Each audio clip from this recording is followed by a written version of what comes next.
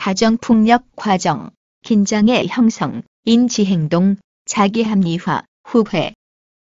폭력 과정 1. 시작, 긴장 형성 단계. 강도가 약한 폭력을 시작으로 배우자를 향한 학대가 반복되지만 피해자에 의해 외부에 드러나지 않은 채 사건이 처리되어지는 단계이다. 피해자는 반복되는 폭력을 피하기 위해 순종적인 자세를 취하지만 가해자는 비정상적인 자신의 행동을 스스로 알고 있으므로 언젠간 상대방이 떠나갈 것이라는 정서적 불안감에 휩싸이게 된다. 배우자의 어떤 말도 믿지 못하며 외부 환경으로부터 배우자를 통제시키기 위한 수단으로 폭력을 사용하는 등 과도한 소유욕과 집착 증세를 보인다. 2. 폭발 및 급성 단계.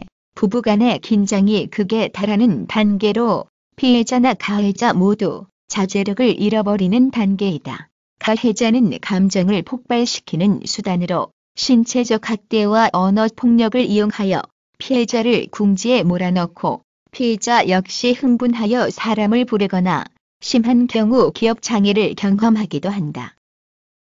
3. 변명과 회복하는 단계. 극에 달했던 긴장이 다시 완화되는 시기로 상황을 이성적으로 판단하게 되면서 가해자는 자신이 저지른 끔찍한 잘못에 대해 진심으로 용서를 구하고 피해자와의 관계를 회복하기 위해 애를 쓴다. 이 과정에서 부부 관계의 유지는 피해자의 수용 여부에 따라서 결정된다. 그러나 습관적으로 폭력을 휘두르는 사람은 이런 자신의 용서 행위를 잊어버리고 다시 폭력을 행사한다. 긴장의 형성. 행복한 결혼 생활을 위해서 부부는 자주 대화 시간을 가져 상대방에 대해 알아가려는 노력이 필요하다. 대화가 줄어들면 자연스럽게 서로에 대해서 소원해지고 작은 행동에도 오해할 만한 상황이 벌어지게 되어 부부 사이에 긴장이 쌓이게 된다. 긴장을 초기에 해소하지 않고 불만과 분노를 담아두면 사사건건 시비를 걸 일들만 눈에 보여 싸움을 걸게 되고 불화가 잦아진다. 반복되는 다툼으로 부부 사이에 대립 구도가 형성되면 어느 한쪽이 태도를 바꾸어 상대방의 기분을 맞춰주거나 양보를 함으로써 긴장이 고조되는 현상을 막을 수 있다.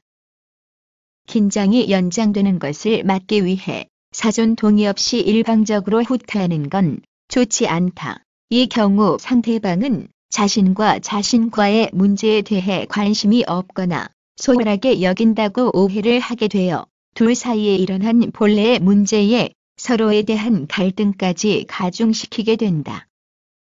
인지행동. 인간은 어떤 사건이 발생했을 때 상황에 대해 판단하고 해석할 수 있는 지각 능력을 가지고 있다. 그리고 사건을 어떻게 인식하고 해석하는지의 판단에 따라서 표출되는 감정의 형태가 결정된다. 부부 관계에서도 두 사람이 처한 상황에 대해 정확하게 인지한 후 내면의 사고를 통한 이성적 판단이 전제될 때 각자의 감정을 잘 조절하게 되며 올바르게 대처할 수 있다. 이러한 인지행동 과정을 ABC 이론으로 설명한다. A는 갈등을 일으키는 사건이나 상황, B는 사건이나 상황에 대한 사람의 신념이나 마음에 따른 느끼는 감정, C는 B의 판단이나 결과에 따라 표출되는 행위를 나타낸다. 여기에서 표면적으로는 A 때문에 C가 나온 것처럼 보이지만 실제는 혼잣말처럼 외부로 나타나지는 않지만 A를 해석하는 방향타가 되는 B가 중요한 영향력을 미친 결과이다. A. 선행사건. 배우자가 연락도 없이 밤 12시가 되도록 들어오지 않는다. B. 해석. 아니, 이런 사람이 있나. 집에서 기다리는 사람을 조금이라도 생각한다면 그럴 수가 없을 것이다. 도저히 못 참겠다. 들어오기만 하면 가만히 두지 않겠다. C. 행동. 배우자가 왔을 때 문을 안 열어주고 모른 채 하거나 화를 내고 혼자 방으로 휙 하고 들어간다. A의 상황이 있을 때 B의 과정에서 혹시 무슨 사고가 난 것이 아닐까, 전화를 하지 못할 사연이 있을 거야 라고 하면 시의 과정에서 좀 더 차분하게 행동할 수 있을 것이다. 자기 합리화, 가정폭력의 행태를 살펴보면 대부분의 가해자는 자신의 행동에 대해 정당성을 부여하기 위해 몇 가지의 방어 기제를 사용하여 자기 합리화를 유도한다.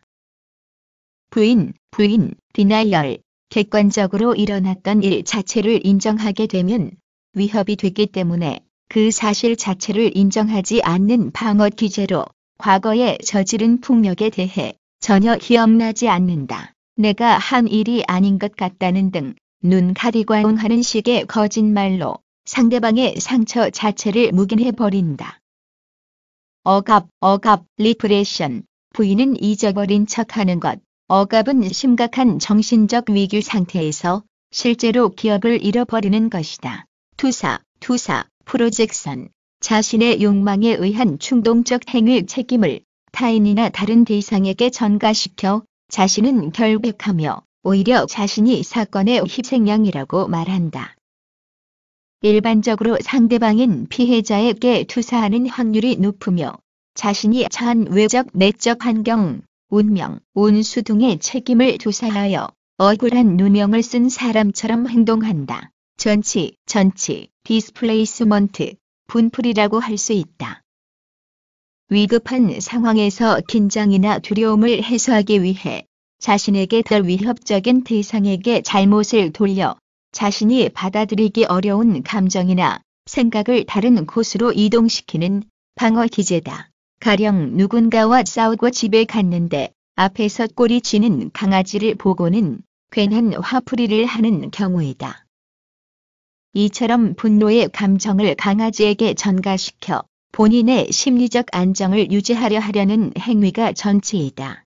취소 언도잉, 누구에게도 용서받지 못할 잘못임을 인정하는 것처럼 하지만 상대방에게 자신의 과거를 다 잊어달라며 잘못 자체를 무효화하려는 방어 기제.